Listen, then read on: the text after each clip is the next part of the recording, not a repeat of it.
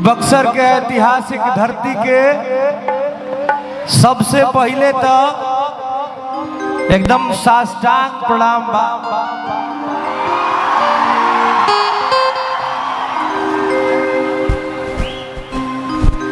यह महान धरती है, महान इतिहास वाला धरती पर आके ऐसे तक कई बेरी आयल बनी, लेकिन आज आके इतना प्यार दुलार देख के मन एकदम गदगद बा। भैया बहुत बहुत धन्यवाद आप लोगन के। वाह, आज माखन भोग के ग्लैमर एक्स बाइक के लॉन्चिंग पर आइल बानी जा हमनी के रउआ सबके बीच में। बहुत शानदार बाइक बा, देखे में ही लागता।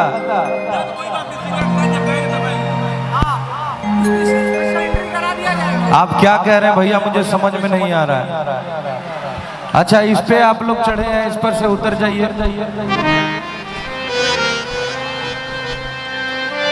तब विलंब ना करते हुए ये महान धरती के प्रणाम करते हुए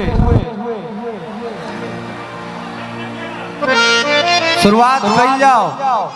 छोट भाई आर्यन गावत रहन, सब सुमिरन हो गई बा। आई देखी हमार भाई कल्लू जी के भी जन्म स्थान है।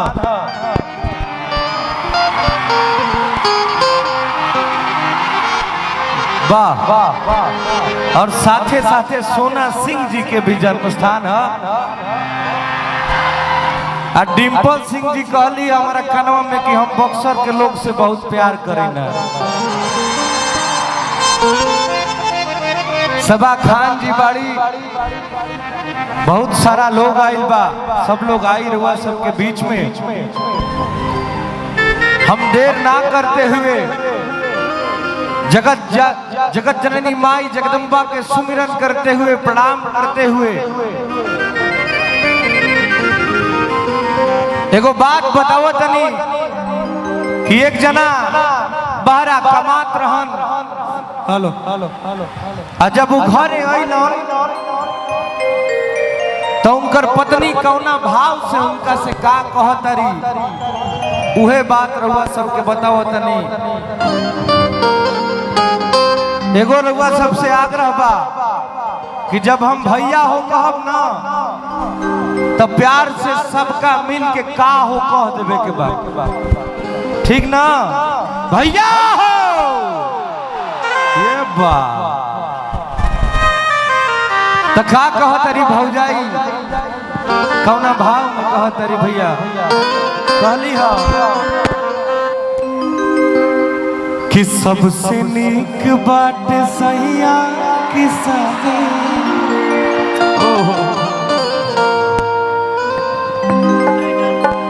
हाँ, खुशी बाट रउआ घरवे में बानी।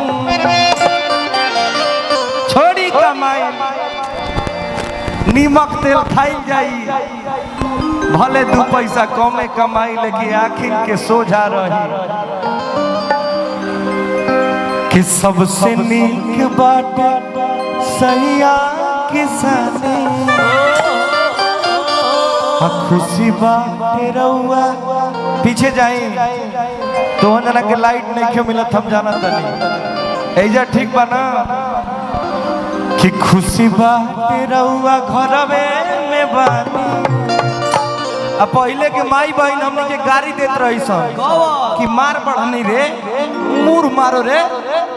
उहे भौजाई कहतरी कि मुंह मारो कमैला के, ए जी बहरा में गईला के। भैया हो कि सबसे नीक बाट सैया किसानी। खुशी बाटे रउआ घरवे में बानी। सबसे नीक बाट सैया किसानी।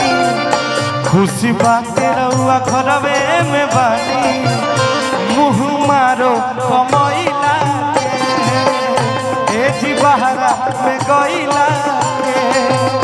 मुँह मारो कमैला के।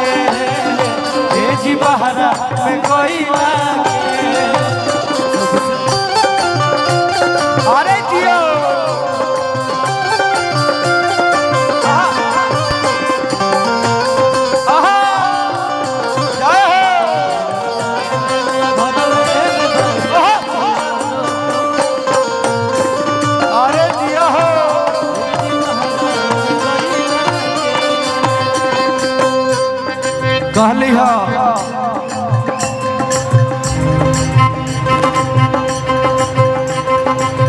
महल से नीक बात टूटा ही पला नून रोटी भले खाई बुझा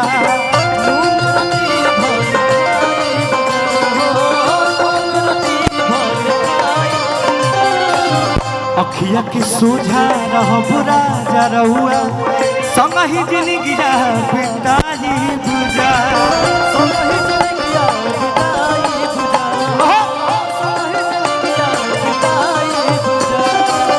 महल से नीक बाट टूटा ही पलानी नून रोटी भले खाई बुझा अखिया के सोझा रह राजा रहुआ संग ही जिंदगी पिताजी बुझा परदेसवा में होला परेशानी अपना धनिया के बात तनी मान ए भैया कहल जाला कि परदेश कलेश नरेशन के अच्छा जब रिदम बाजता गाना जब गवाता तो साफ सुनाता ना ना ना कि ना कि हाँ साफ नहीं के सुनाते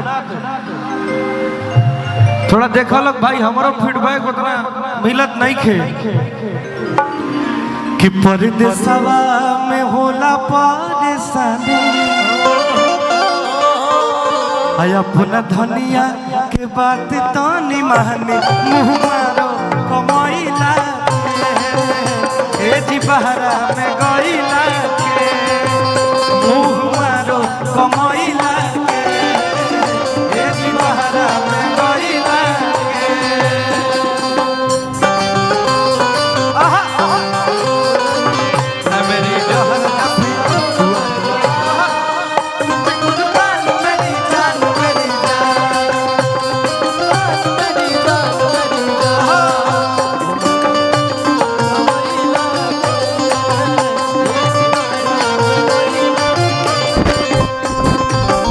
कहली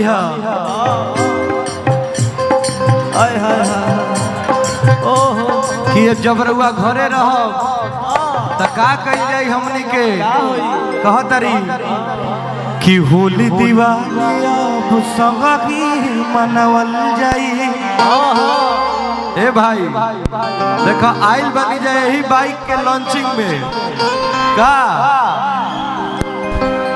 कि होली दिवाली अब संग ही मनावल जाई आ घूमे के दशहरा के मेला जी आ खेती बाड़ी के जी मुआरी बभारी बाबूजी पड़ेला लकेला जी कि होली दिवाली अब संग ही मनावल जाई घूम के दशहरा के मेला जी